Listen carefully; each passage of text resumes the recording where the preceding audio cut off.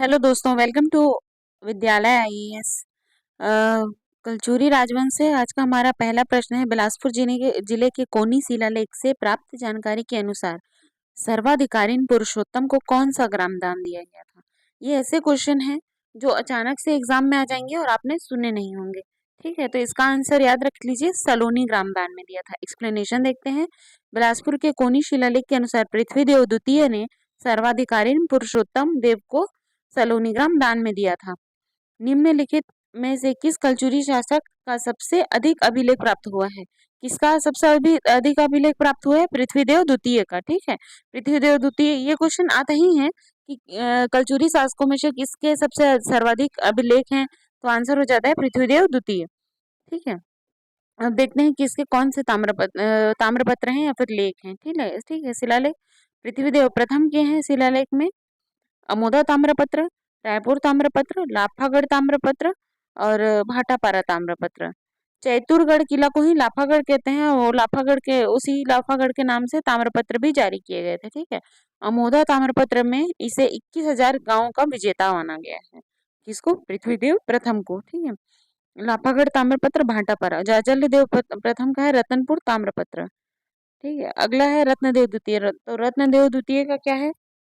अकलतरा अभिलेख, पारागांव अभिलेख, शिवरी नारायण और सरखो।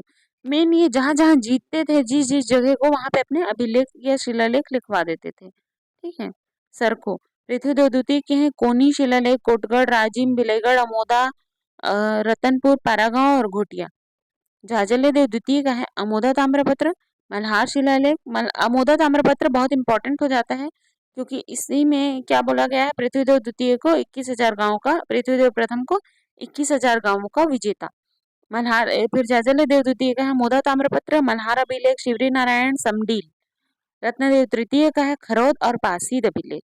प्रताप मल्ल का है पेंड्राबंध, कोनारी, बिलईगढ़, पौनी। भारेंद्र साय का है रतनपुर अभिलेख और इनकी राजधानी छुरी कोस गई थी, इसीलिए वहां से इन्होंने कोस गई अभिलेख भी जारी किया था। ठीक है, पृथ्वीदेव द्वितीय के शासनकाल के सर्वाधिक अभिलेख प्राप्त हुए हैं जिनकी संख्या 14 है। पृथ्वीदेव द्वितीय के सर्वाधिक अभिलेख प्राप्त हुए हैं जिनकी संख्या क्या है? 14 है। ठीक है, अगला है इस राज्य के कोसगई जिले में निम्नलिखित में से किस कलचुरी शासक का शिलालेख प्राप्त हुआ है। किस कलचुरी कोसगई में प्राप्त होगा? भारेंद्र साय का। ठीक है, भारेंद्र साय। अगला है निम्नलिखित में से किस शासक का शिलालेख शिवरी नारायण में प्राप्त हुआ है। शिवरी नारायण में क्या है? शबरी आश्रम है। ठीक है, और शबरी मंदिर पूछेगा तो वो खरौद में है। ये साइड बाय साइड वाला क्वेश्चन है, कॉन्सेप्ट है, क्लियर कर लीजिएगा। सबरी आश्रम बोलेगा तो शिवरी नारायण है और सबरी का मंदिर बोलेगा तो खरौद में है। ठीक है, इसका आंसर हो जाएगा रत्नदेव द्वितीय। इसका रत्नदेव द्वितीय का क्या है? शिलालेख शिवरी नारायण से प्राप्त हुआ है। ठीक है, शिवरी नारायण से कलचुरी शासक रत्नदेव द्वितीय एवं जाजल देव द्वितीय दोनों के अभिलेख प्राप्त हुए हैं। अगला है रतनपुर से निम्नलिखित कलचुरी शासकों के शिलालेख अथवा ताम्रलेख को उनकी प्राप्ति के आधार पर सुमेलित कीजिए। पृथ्वीदेव प्रथम, गोपाल देव, प्रताप मल्ल, बाहर साय। तो देखिए, बाहर साय कोसगई से मिला था इनका। पृथ्वीदेव प्रथम का अमोदा ताम्रपत्र है और गोपाल देव का पुजारी पाली से मिला है और प्रताप मल्ल का बलौगढ़ से मिला है। अगला है निम्नलिखित में से किस वर्ष में कलचुरियों ने इस राज्य में अपनी सत्ता स्थापित की। 995, 1000, 1010 या फिर 1015। तो देखिए, 1000 में इन्होंने स्थापित की थी। किसने किसने मतलब वास्तविक रूप से सत्ता स्थापित 1000 में ही हुआ था, कलिंग राज ने किया था। 1000 से 1020 उनका काल है। ठीक है, छत्तीसगढ़ में कलचुरी वंश की स्थापना कलिंग राज ने 1000 में सन 1000 ईस्वी में की तथा तुम्माड़ को अपनी राजधानी बनाई। साथ ही चैतुरगढ़ में महिषासुरमर्दिनी मंदिर का निर्माण भी कराया। निम्नलिखित में से किस राजवंश ने इस राज्य में सबसे लंबी अवधि तक शासन किया? अगेन आंसर हो जाएगा कलचुरी। ठीक है, कलचुरी शासकों ने छत्तीसगढ़ में सर्वाधिक लंबे समय तक शासन किया। कब तक? 1000 से 1741 तक। ठीक है, 41 से 45 भी अप्रत्यक्ष शासन रहा है, लेकिन तब रघुजी प्रथम मतलब छत्तीसगढ़ अब उनके अधिकार क्षेत्र में आ गया था, इसीलिए पूर्णतः जो काल कलचुरियों का रहा है वो 1741 तक रहा है, जब तक कि भास्कर पंत का हमला नहीं हुआ था। ठीक है, छत्तीसगढ़ में कलचुरी वंश की दो शाखाएं कौन सी थी? एक रतनपुर में थे कलचुरी, एक रायपुर में थे कलचुरी। रतनपुर और रायपुर के कलचुरी। अगला है 14वीं शताब्दी के दौरान निम्नलिखित में से किस राजवंश ने छत्तीसगढ़ पर शासन किया? चालुक्य वंश, मराठा वंश, चेदी वंश या है वंश? तो देखिए कलचुरी वंश ने शासन किया था, लेकिन उनका एक और नाम था, क्या है वंश। ठीक है वंश छत्तीसगढ़ के इतिहास में सबसे महत्वपूर्ण स्थान रखता है। इस राजवंश ने इसी शताब्दी तक इस क्षेत्र में शासन किया, उसके बाद उसका विभाजन हो गया। कब तक शासन किया? 14वीं शताब्दी तक शासन किया, उसके बाद रायपुर की कलचुरी और रतनपुर के कलचुरी विभाजित हो गए थे। छत्तीसगढ़ में कलचुरी राजवंश का वास्तविक संस्थापक निम्नलिखित में से कौन था? कलिंग राज था।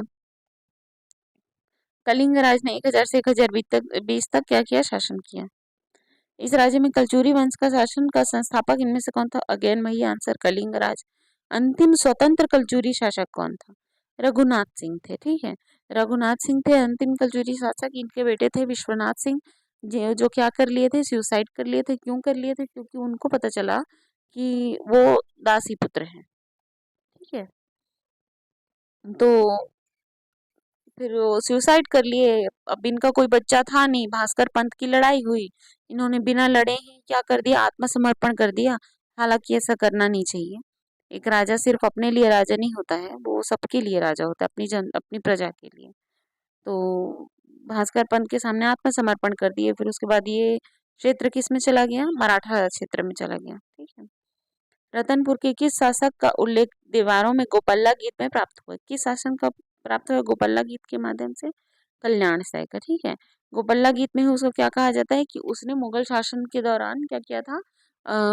दिल्ली दरबार में जहांगीर को सर्व भी किया था। मुगल शासन काल के दौरान छत्तीसगढ़ को निम्नलिखित में से किस नाम से जाना जाता था? हवेली, रायपुर क्षेत्र, दुर्ग या रतनपुर क्षेत्र? रतनपुर क्षेत्र के नाम से जाना जाता था। फिर कथन कारण वाला क्वेश्चन है, कलचुरी वंश का राजा कल्याण साय रतनपुर राज्य का शासक था। ठीक था। मुगल सम्राट जहांगीर की आत्मकथा में इसका उल्लेख है। देखिए, कथन कारण दोनों सही है और कारण कथन को स्पष्ट भी करता है। ठीक है, ये उनके राज्य में भी सर्व किए थे। ठीक है, और ये जहांगीर की आत्मकथा में भी कहीं ना कहीं इनका उल्लेख मिलता है। मुगल बादशाह जहांगीर की आत्मकथा तुजो के जहांगीरी है, जिसमें छत्तीसगढ़ के कलचुरी शासकों का उल्लेख मिलता है। उनके अनुसार कलचुरी शासक कल्याण साय ने 8 वर्ष मुगल शासन जहांगीर के दरबार में बिताए थे। अगला है, राजस्व की जमाबंदी प्रणाली किसने शुरू की थी? किसने शुरू की थी? कल्याण साय ने शुरू की थी। ठीक है, जमाबंदी प्रणाली के द्वारा ही क्या किया गया? बाद में जिस्म के द्वारा किया गया। शिवनाथ नदी के ऊपर के 18 गढ़ और शिवनाथ नदी के नीचे 18 गढ़ों में विभाजित किया गया था। रतनपुर के किस शासक को मुगल सम्राट जहांगीर की हाजिरी में 8 वर्षों तक रहना पड़ा? अगेन आंसर हो जाएगा हमारा कल्याण साय। ठीक है, गोपल्ला गीत के अनुसार कलचुरी शासक राजा कल्याण साय को मुगल सम्राट जहांगीर ने 8 वर्ष तक अपने दरबार में रखा था, जबकि बाबू रेवाराम के अनुसार कल्याण साय ने अकबर के दरबार में 8 वर्ष तक सेवा दी। ठीक है, कलचुरी वंशीय शासक कल्याण साय किस सम्राट के समकालीन थे? किसके थे? अब जहांगीर के दरबार में थे तो जहांगीर के ही रहे होंगे समकालीन, लेकिन इसमें ना थोड़ा कॉन्ट्रडिक्शन आता है। इसके टाइमलाइन के हिसाब से और जहांगीर का टाइमलाइन मैच नहीं करता। कल्याण सैनी मुगल दरबार में कितने सालों तक रहे? 8 सालों तक रहे। गोपल्ला गीत छत्तीसगढ़ के निम्नलिखित में से किस वंश के इतिहास से संबंधित है? किस वंश के इतिहास से संबंधित है? कलचुरी वंश के। गोपल्ला गीत यह गोपाल राय परमार द्वारा मुगल दरबार से कलचुरी शासक कल्याण सैय को मुक्त कर मान मर्तबा बढ़ाने से संबंधित है। इस राज्य के निम्नलिखित में से किस कलचुरी राजा ने मुगल दरबार को भेंट दी थी? किसने की थी? कल्याण सैय ने किया था। ठीक है, मुगल बादशाह जहांगीर ने रतनपुर पर हमला किया था। कब किया था? 1680 से 19 में, 1618 से 19 में। ठीक है, 1618 से 19 में। इस राज्य के निम्नलिखित में किस कलचुरी राजा ने मुगल दरबार में उपस्थिति दी? अगेन आंसर हो जाएगा कल्याण से। गोपल्ला गीत प्राप्त होता है कल्याण से। मुगल शासन के दौरान छत्तीसगढ़ में निम्नलिखित में से किस नाम से जाना जाता था? ये वही क्वेश्चन दोबारा रिपीट हो गए हैं। तो रतनपुर क्षेत्र के नाम से जाना जाता था, बार बार रिपीट हुआ है। राजस्व की जमाबंदी प्रणाली किसने शुरू की थी? कल्याण सैन ने शुरू की थी।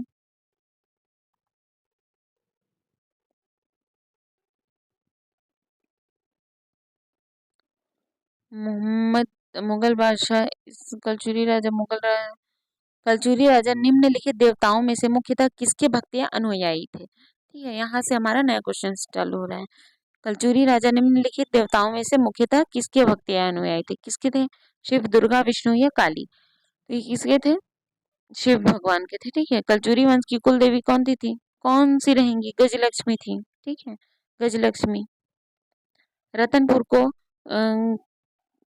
कलचुरी शासन काल में क्या कहा जाता था? रतनपुर को क्या कहा जाता था? कुबेरपुर कहा जाता था। क्यों कहा जाता था? क्योंकि रत्नदेव प्रथम ने क्या किया? रतनपुर को बसाया और यहाँ पे ना बहुत सारे तालाब खुदवाए खुदवाए इससे ना यहाँ का यश बढ़ा और धन धान्य की कोई कमी नहीं थी, इसीलिए इसे क्या कहा गया? कुबेरपुर की संज्ञा दी गई। ठीक है।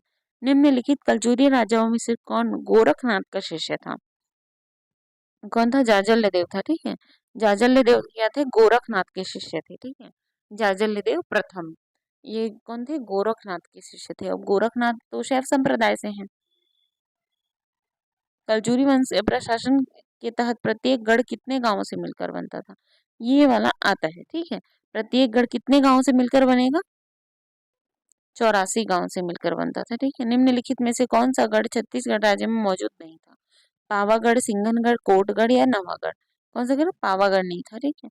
छत्तीसगढ़ के किस कलचुरी शासक ने गण व्यवस्था की शुरुआत की?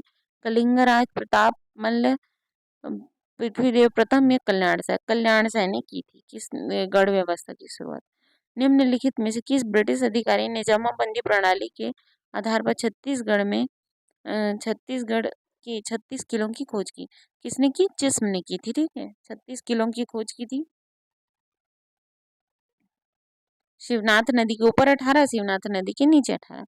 कलचुरियों से संबंधित कुल का नाम छत्तीसगढ़ रखने के गढ़ इस क्षेत्र के लिए आधार बनाए। कितने गढ़ आधार बनाए गए?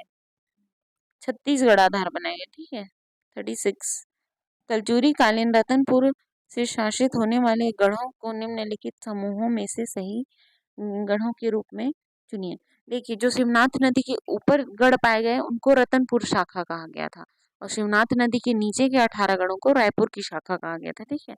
खरोद, लाफा, छुरी, पंडरबट्टा, उपरोड़ा, खलनारी, अ, नवागढ़, मोहंदी, लाफा, नवागढ़, सिमगा, मातीन, अकलवाड़ा, तेंगनगढ़, लवन मारो। तो इसमें से आंसर हो जाएगा हमारा खरौद, लाफा, छुरी और पंडरभट्टा। क्यों आंसर होगा? क्योंकि देखिए खल्लारी कहाँ पड़ता है? महासमुंद। महासमुंद कहाँ है? महानदी के नीचे साइड में है, तो ये हमारी रायपुर शाखा का हो जाएगा। फिर सिमगा भी, सिमगा के कारण ये भी रायपुर शाखा का हो जाएगा। अब यहाँ पे लवण आता है। लवण कहाँ है? बलौदा बाजार में। ठीक है, बलौदा बाजार भी महानदी के नीचे वाली शाखा में आता है। तो ये तीनों जो होंगे ये रायपुर शाखा के हैं कुछ ना कुछ इसमें से। और ऊपर खरौदा, लाफा, चूरी और पंडरभट्टा ये सब कहाँ है? रतनपुर शाखा के हैं। ठीक है।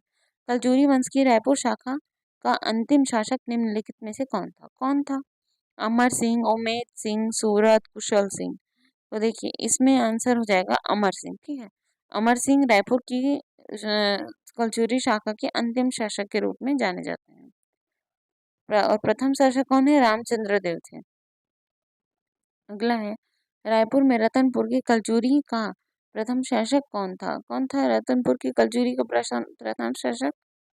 रामचंद्र देव। ठीक है, रामचंद्र देव कौन थे? रायपुर के कलचुरी शाखा के प्रथम शासक थे। और अभी हमने पढ़ा कौन थे अंतिम शासक। आप कमेंट में अंतिम अंतिम शासक को जरूर बताएं। अगला है रायपुर के कलचुरी शाखा के प्रथम राजा कौन थे? अगेन वही क्वेश्चन है, कौन थे? रामचंद्र थे। ठीक है, रामचंद्र, राजा रामचंद्र। अगला है रायपुर की स्थापना किस कलचुरी द्वारा की गई? किसके द्वारा की गई थी? रामचंद्र देव के द्वारा की गई थी, लेकिन किसके नाम पर की गई थी?